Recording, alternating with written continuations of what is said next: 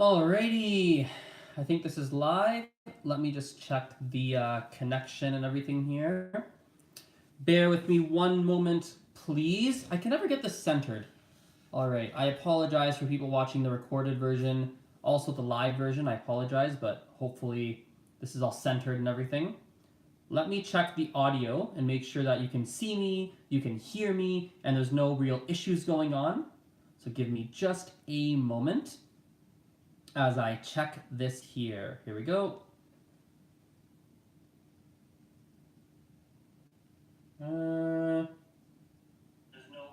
Yes, looks okay. Fantastic. Hello everyone, welcome to another episode of Azren's Journal. It has been quite some time since I have made a video, been at least a week I believe. But for those of you who are new to this segment or new to my channel, essentially Azren's Journal is a segment on my YouTube channel where I share my personal language learning journey with you and of course give you a whole bunch of language learning tips. Hello Emmy, I see you in the chat. Hello, hello. Now, there's a lot of stuff going on in my world right now, especially on the language learning front. So the biggest thing, the biggest news right now is I will be going to Taiwan. I will be spending I will be spending 5 weeks in Taiwan where I'll be studying Mandarin and living with the Taiwanese family. It's gonna be awesome. I'm going to learn a lot. I'm super excited. I essentially leave in eight weeks? No, less than that. I leave in 5 weeks. In 5 weeks, I head off to Taiwan. Yes, exciting stuff. And on that note, I want to start today's episode off here, today's video. I want to start it off on the following topic, which is traveling abroad. Traveling abroad to learn a language is something that I find most people, a lot of people, the majority, think that it's something that's not practical for them. They think that maybe it's too expensive. They think that maybe it's too intimidating. They think that their level is too basic and too much of a beginner. They think that they're too busy. It's scary. There's a lot of reasons as to why a lot of people I talk to find or think that it's not a very viable or practical option for them. But I wish there were more people who considered it. I wish there were more people who at least thought about it and considered going abroad, going to a country to study the language of that country. It's a fantastic way to accelerate your progress. You can make a lot of progress in a very short period of time. You can learn a lot about the culture in a way that you could never really do just staying in your home country. And the best thing is that traveling abroad to learn a language doesn't necessarily have to be as expensive or really as complicated as some people think it would be. Usually I find that the more planning you do, the more you plan in advance, the more you can save money and the smoother the whole experience is going to go. So I can give you a good example here. When I went to China for the first time, I did not do enough preparation. I knew where I was staying. I had a homestay figured out. I was staying with a family. I had found some Mandarin classes, which was good, but I hadn't even started to think about I hadn't even thought about, for example, what I would say to the homestay family. I hadn't thought about what would those initial interactions look like when I arrive at their house. What will I say? What will they say? How's that going to look? Blah, blah, blah, blah, blah. There's so many things like that I hadn't thought about. Or I hadn't even thought about, for example, I didn't think through that I wouldn't have Google in China because Google, the website, is blocked in China and you're not able to access it. And I hadn't thought about that. So I hadn't thought about the fact that I wouldn't have a translator out on my phone going around places. So if I needed to say something that I didn't know how to say, I was stuck. There's a lot of things I hadn't thought about. So planning is a really big thing if you are going to travel abroad to learn a language. So this is a big thing that is new in my life right now. I'm doing a lot of preparations for that trip.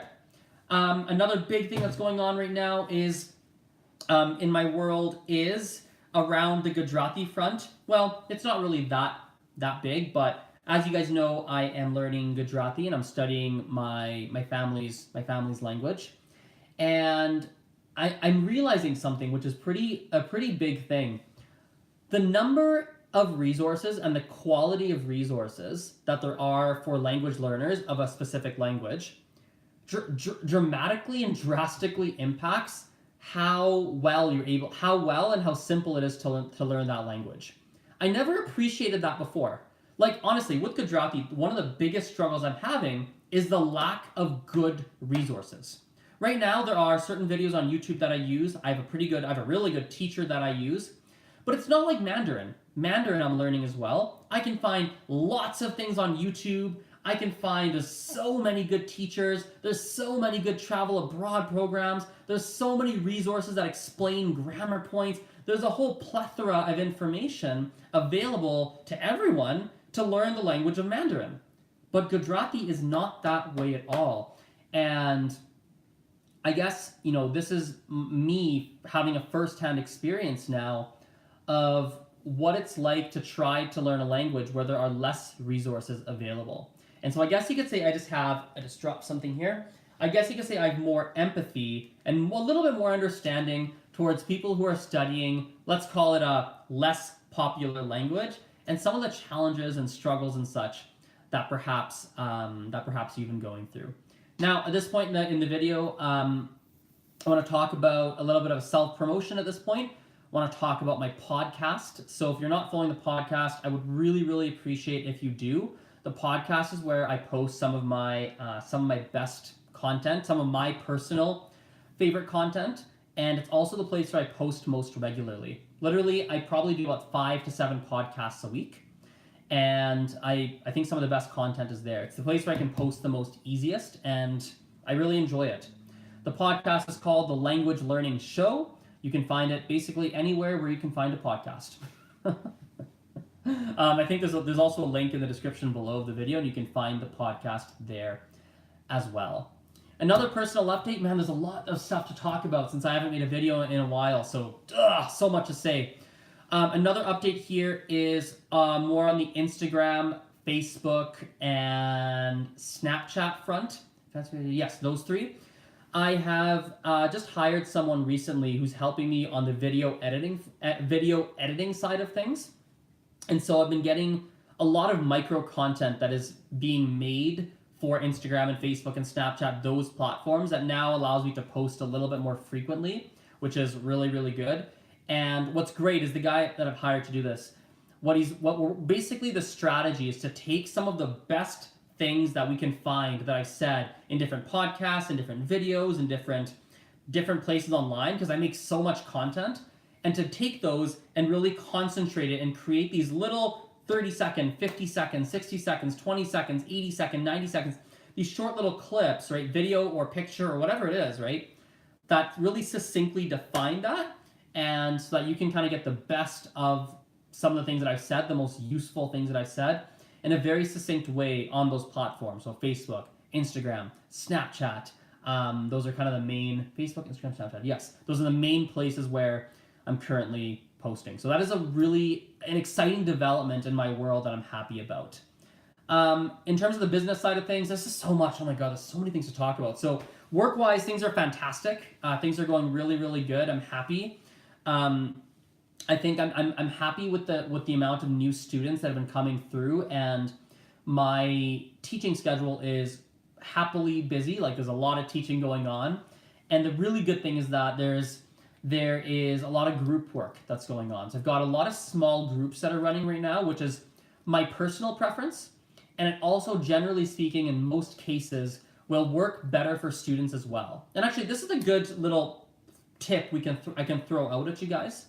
So when you look at language learning, right, and you look at language learning classes and you look at that, when we look at learning with a teacher, I find that there are 2 different extremes, I guess you could say. There are people who will take private classes, so one-on-one, which are obviously fantastic. You can learn a lot. You get individualized attention. The biggest issue with private classes is that usually they tend to be more expensive, and so you have to pay a little bit more for them. Additionally, in private classes, you miss out on some of the social side of things. You miss out on having classmates and talking to other people, being with other people who are learning the language. You miss out on that side of things as well. On the other side of the equation, you have people that like to take language classes. So maybe with 10 people or 8 people or 12 people in the class, and there's one teacher and you're taking the class. A massive benefit to those is that they're generally much cheaper, generally way more affordable. You get to have other learners that you're with. But the reality is that seeing as you are in a large group format, there's often the pace of the class is slow, and often you're not able to get the individual attention you need in order to actually maximize your learning. And so a lot of people kind of go to these two kind of extremes. What I've been liking, what I really like is when you take a class with 2 or 3 people. This is a really good number of people to have in a class. And this is what I have a lot of right now in my classes. A lot of groups of 2s, groups of 3s. It's really good because number one, the cost will be cheaper than one-on-one. This is good. This is good for learners.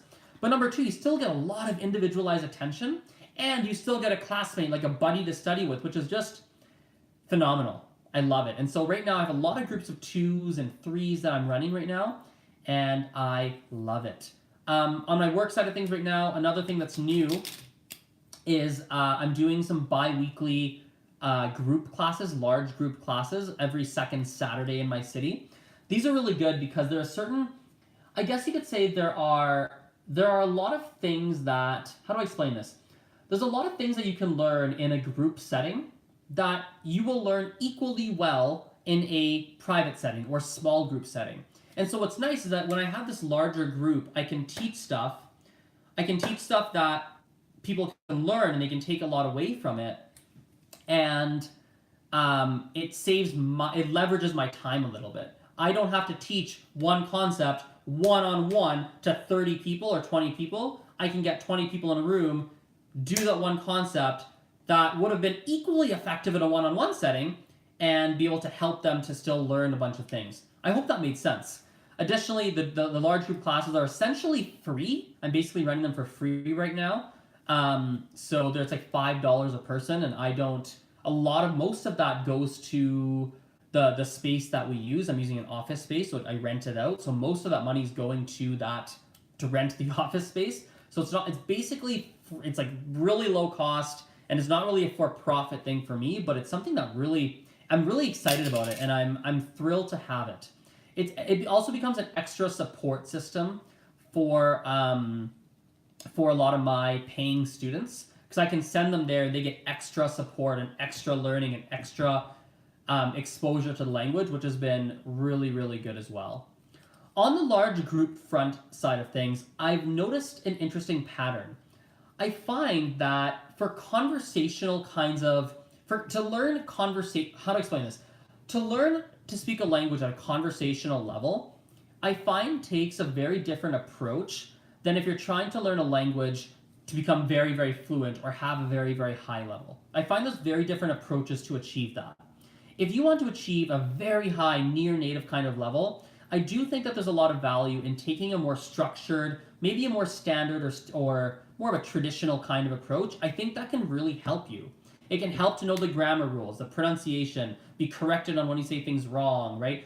To really build a strong foundation and build slowly but surely towards a very fluent level. But if you just want to be conversational, I think that there's different and maybe even better ways to approach it. So one thing that I've been realizing lately as I'm running a lot of my conversation events in Calgary with different language learners is that there's a lot that can be learned by doing casual study in a very fun way. So if you look at my conversation events, people come, I organize games. We play these games that teach you a limited number of conversational Spanish, French, or English, right? Actually, Spanish or French or Mandarin, rather, more commonly. And so what happens is that if you're coming on, let's say, a weekly basis, you're learning a lot of conversational kinds of things. And I've been noticing people who literally do nothing but come to these events to learn some conversational phrases and such. And within a reasonably short period of time, they actually have a basic conversational kind of level in the language. And I was like, wait a second. These people have this basic conversational level. It's not great. They're not fantastic. They're not fluent. They're like they're like an A1, let's call it, in the language. But it's interesting that I see people who get to this A1 kind of level, this level 1 kind of level, and they get there in a much more fun and sometimes faster way than people who would take an A1 class. And it's like, oh, wait a second. So it's making me think that to try and get to a conversational level, right, there are different pathways to get to conversational versus, what do you call it, like very fluent or proficient or whatever word that you want to use for that. Man, what else is new? What else can we talk about today? There's so many things. I've gotten a new phone. Can I show it to you? Do I have it? I do have it. Here it is. I have the, here it is, Samsung Galaxy S9, which is right there. I haven't set it up yet. I just got it recently. Normally I wait for my phone to break before I get a new phone. Like I wait for it to stop working. But I thought to myself, why the heck do I do that? When you wait for your phone to stop working and then you get a new phone, the cell phone company has all the leverage. They will be like, oh, well, yeah, you want a new phone? Sure, let's look at what, it would cost you about $100 and or $200 and, oh, you have to pay more money on your plan, and you have no leverage. You have none. You're like, crap, I need the new phone. I need to get this figured out. Like, you have no leverage. But when your phone still works, but you know that it's been a few years and you know soon it might stop working, and you get your phone then, like, I got this phone for, like, what would it be? I guess it'd be $400 off the original price. No change to my cell phone plan, which usually does not happen. And it arrived in like 2 days. It was like, done. And now I'm going to give my old phone to my grandpa. I just got to transfer all the data over and transfer it all over. And my grandpa gets this phone, which is way better than what he has right now. So like, it kind of like just works out. So that is new. I got my new laptop, which is good. I don't have it here, but I got a new laptop. I know I haven't made any heavily edited videos, but it's been pretty busy in my world lately, especially with the travel plans and everything coming up. So at least we can get this kind of video out. What else is new? Man, there's so many things going on. What else is going on? What else here? Let me just quickly think here. Teaching, events. Yeah, you know what? I think this has been going for 16 minutes here, so we've gone long enough. I've given a couple language learning tips. Maybe we can wrap this video up with one final kind of tip for everybody. And let's make this tip around today's podcast topic. I made a podcast on this and I can put it in this video. Man, podcast, you got to follow it, guys. It's some of the best content I'm putting out. Anyway, and the most regular content. So we were talking about this on the podcast today, which is why some people are able to get their message across very clearly, and yet they sound very choppy in the language. Usually in my experience, what I've been finding is that people who can get their message across but don't sound very fluent or native or very good per se in the language, it's often because they're not saying the verbs in the sentence. For example, I've got many students who will literally say the following. I'll say it in English, but they'd say, "This tea hot." So here's a mug. Let's say there's tea let's say there's tea inside. They'll say, "This tea hot," instead of saying, "This tea is hot." And so you have to make sure that if you want to sound less broken and more fluent in everything in the language, you have to make sure that you are, how do I say this? You have to make sure that you're actually saying all the words in the sentence and you're not just saying the most important things. What tends to happen is some people's brains default into thinking that, oh, I just have to get the message out. So they think of the most key words that they need and they just say those key words. And yes, it gets the message across and yes, it works, but you don't sound very eloquent or nice or anything like that. And so if you are someone who eventually would like to achieve a very strong, fluent kind of level, that's something you have to be mindful of. And even though, especially if you're having this problem of sounding broken and things like that in the language, even though it might not be your preference to think about the verbs and try and think about how do you need to conjugate them, have you got the word order correct? And even though it might not be your natural state to do that, sometimes there can be value in spending some time in doing that. Additionally, I would also think about, and this is harder to do, but if there's, you know what, we're not going to go down that path. No. Listen to the podcast if you want to hear that rant, because that's a longer rant that we don't really have time for. It's already been 20 minutes that I've been recording this. So anyway, I know that was more of a personal life update kind of video, not as much language learning, but that's kind of what I felt like doing today, and that's what I felt like needed to happen. So thanks for